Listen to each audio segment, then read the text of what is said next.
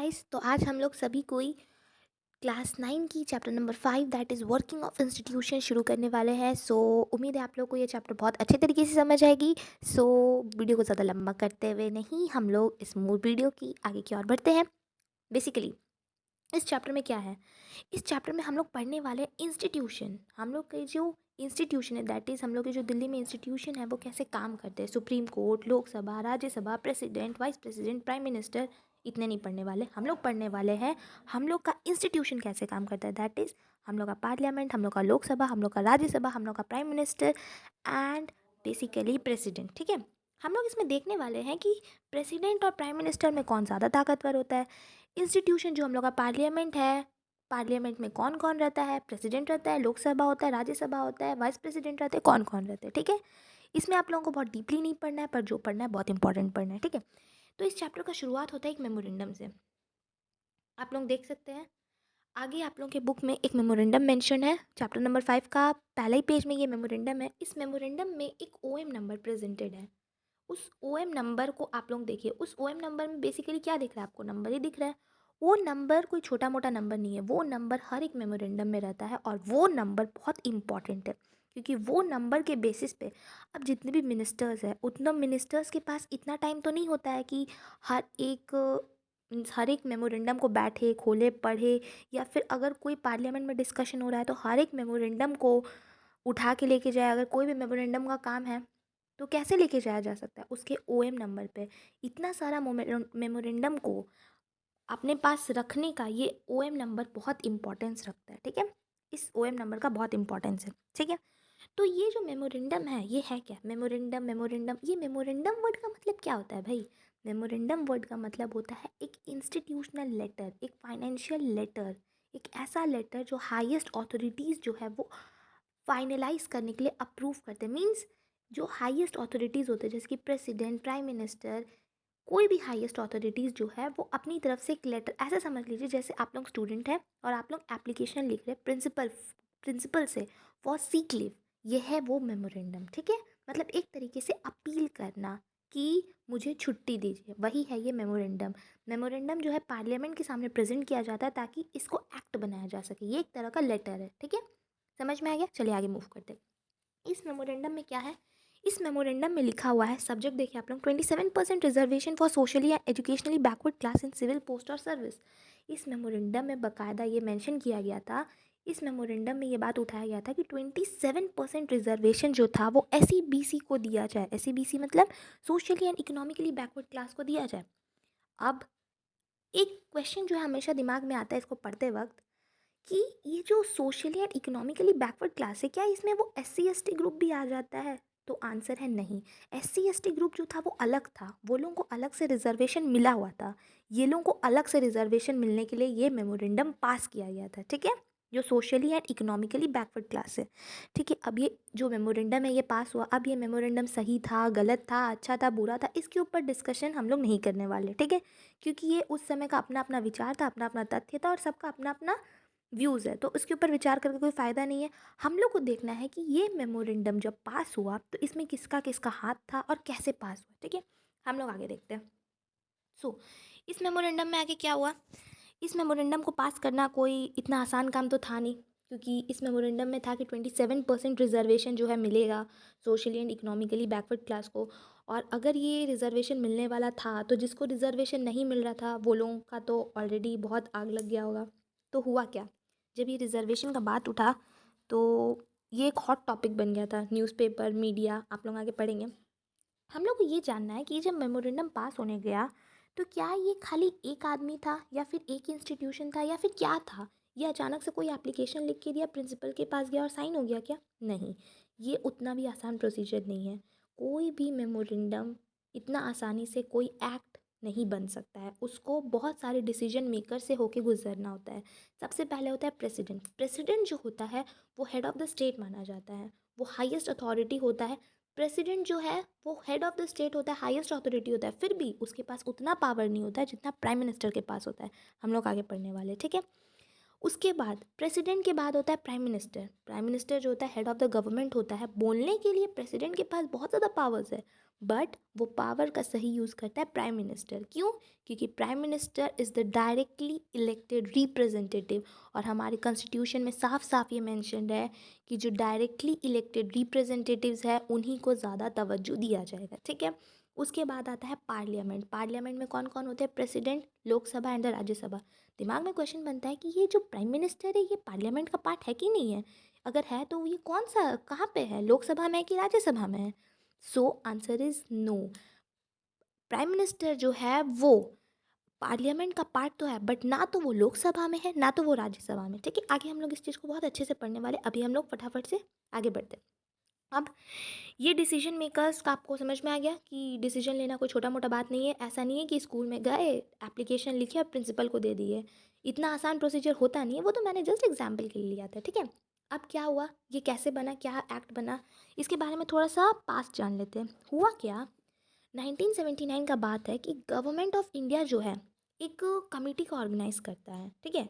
जैसे होता है ना स्कूल में जो टीचर्स होते हैं वो समझ लीजिए कुछ 5-6 स्टूडेंट का ग्रुप बनाए, उसको बोले कि जाओ जाके तुम लोग चेक करके लाओ कि कितना स्टूडेंट जो है वो पढ़ने में वीक है। ठीक है। तो इसी तरीके से गवर्नमेंट ऑफ इंडिया जो है 1979 में एक कमेटी का ऑर्गेनाइजेशन करती है और उसको बोलती है कि जाओ जाके देख के आओ कि कितना जन जो है मतलब बैकवर्ड क्लास में है।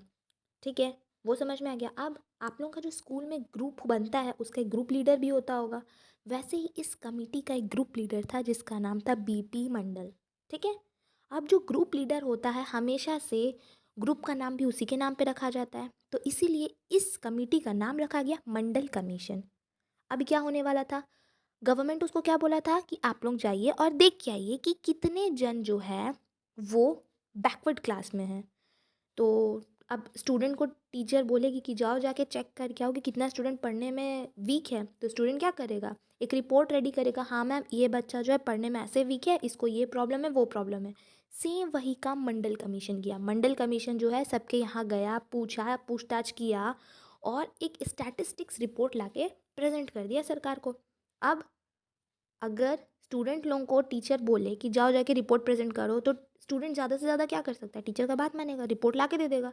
उसके ऊपर कोई एक्शन तो नहीं ना लेगा कि इस बच्चा को जाके हम मार पीट के पढ़ा दे या फिर उसको हम समझाते हैं, वो तो नहीं कर सकता है कोई भी स्टूडेंट। यही काम था मंडल कमीशन का। मंडल कमीशन को गवर्नमेंट क्या बोला था, जाके हमको रिपोर्ट बना के ला के दीजिए। मंडल कमीशन ला के दे दिया। उसके बाद गवर्नमेंट क्या किया, गवर्नमेंट देखा, गवर्नमेंट अब सोचा करे तो क्या करे, क्या इस रिपोर्ट को पास करे नहीं करे, जो भी था अब गवर्नमेंट का डिसीजन में था, वो सब गवर्नमेंट के ऊपर था। मंडल कमीशन तो ला के दे दिया।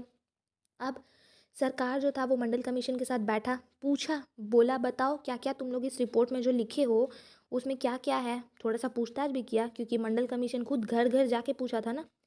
तो अब मंडल कमीशन बोलना शुरू किया, सरकार सब चीज़ पढ़ा जांचा, उसके बाद अब विचार विमर्श, जैसे जो टीचर्स जो है जो स्टूडेंट को अपॉइंट की थी वो एक्सक्यूज़ मी हाँ, तो जैसे स्टूडेंट्स को जो टीचर अपॉइंट की थी वो स्टूडेंट लोग क्या किया, टीचर बच्चा लोगों के पास गया, जो लोग वीक स्टूडेंट था वो लोग के एक स्टैटिस्टिक्स लाके टीचर को दे दिया। ठीक है। अब टीचर पूछ रही है क्योंकि वो तो भाई स्टूडेंट जो ग्रुप बनाई थी वो इंटेलिजेंट बच्चा लोगों का ग्रुप था, तो वो लोग से पूछी तुम ही लोग बताओ क्या करे तुम लोग का दोस्त लोगों के साथ, ये लोगों को कैसे पढ़ाया जाए। ठीक है, टीचर का भी एक होता है ना बॉन्डिंग बन जाता है इंटेलिजेंट इंटेलिजेंट स्टूडेंट से। तो अब टीचर पूछी स्टूडेंट लोग से बताओ क्या करना चाहिए, तो स्टूडेंट लोग सबको अपना राय देने लगा। सेम वही हाल मंडल कमीशन के साथ हुआ। मंडल कमीशन को गवर्नमेंट ऑफ इंडिया जो है बैठा के पूछा कि बताओ क्या करना चाहिए। सब अपना राय दिया। उसमें से एक राय निकल के आया कि 27% रिजर्वेशन दे देना चाहिए ऐसा आदमी लोगों को जो लोग इकोनॉमिकली और सोशली बैकवर्ड क्लास है। अब ये जो राय था ये अच्छा लगा सरकार को, पर सरकार भी कंफ्यूज थी। उस समय कांग्रेस की सरकार थी, कांग्रेस जो थी वो बहुत कंफ्यूज थी। कांग्रेस सोचा कि भाई ये कर दे, वो लोगों को पता था अगर कर देंगे तो जिन लोगों के लिए कर रहे वो तो बहुत फ़ायदेमंद हो जाएगा, पर जिन लोग नहीं है इसमें वो तो बेटा एकदम अनशन में उतर जाएगा। ठीक है, फिर भी सरकार इसमें सोचते रही, पर इस जो मंडल कमीशन का ये जो एक्ट था, मंडल कमीशन जो रिपोर्ट दिया था उस रिपोर्ट को एक्ट बनाने के लिए सरकार रेडी नहीं थी, क्योंकि सरकार को पता था इसका कॉन्सिक्वेंसेस क्या होने वाला है। ठीक है। तो सरकार बहुत सोची, पर सोचते सोचते वक्त बीत गया। सरकार को ये बात पता था कि इसका फॉल्ट्स और मेरिट्स दोनों हैं। फिर आया इलेक्शन का टाइम, दैट इज़ 1989 का टाइम आया लोकसभा में, ठीक है। अब इलेक्शन हुआ, इलेक्शन में तो पता है ना, सब बड़े बड़े वादे करके चल जाते और बाद में मुकर जाते वाला हाल है। तो वही हुआ इलेक्शन में। इलेक्शन में सब पार्टी आई, जनता दल भी थी, कांग्रेस के सामने जनता दल खड़ी थी। अब जनता दल को ये मौका मिल गया। जनता दल बोली कि मेरे प्यारे भाइयों और बहनों, आप लोगों को मैं प्रॉमिस करता हूँ कि ये जो मंडल कमीशन में जो रिपोर्ट आया है कि 27% रिजर्वेशन मिलने का है, वो मैं पास कर दूंगा। जनता खुश, जनता वोट दे दी जनता दल को, जनता दल को वोट दे दी, ठीक है। अब भाई जनता दल तो फंस गया, क्योंकि जनता दल पार्टी ने वोट तो ले लिया, जीत भी गया। अब जीत गया तो अब क्या, जनता दल को अब जो बोला था उसको पूरा भी करना था। मतलब जनता दल जो प्रॉमिस किया था वो भी उसको पूरा करना था।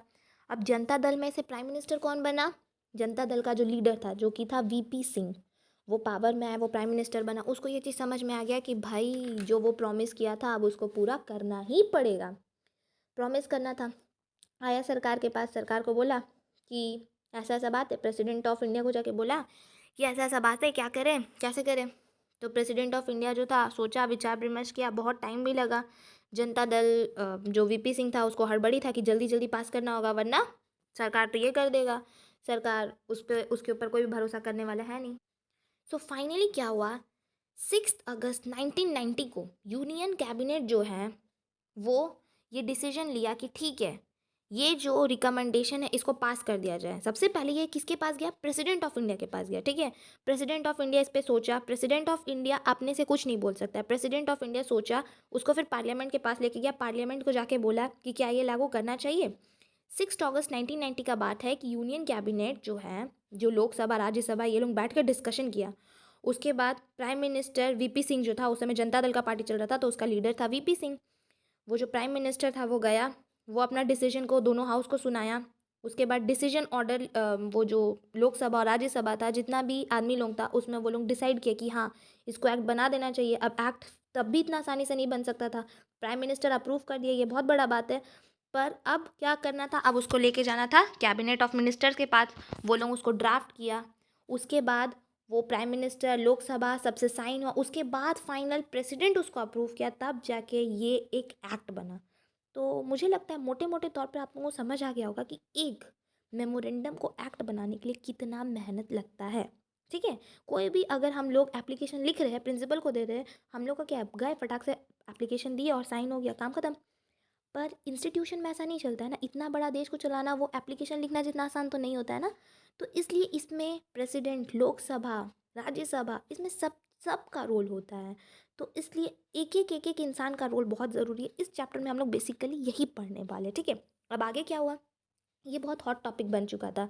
ये मेमोरेंडम साइन तो हो गया, ये जो था ये एक्ट पास तो हो गया, पर इस एक्ट का पास होने के बाद क्या हुआ, ये आगे हम लोग नेक्स्ट वीडियो में देखेंगे। तब तक के लिए स्टे ट्यून्ड। और हाँ, जाने से पहले नीचे में एक तो बेल आइकन होगा, उसको जल्दी से प्रेस कर ले आगे की वीडियो के नोटिफिकेशन के लिए, और लाइक करना ना भूले। So bye bye guys, take care and have a nice day.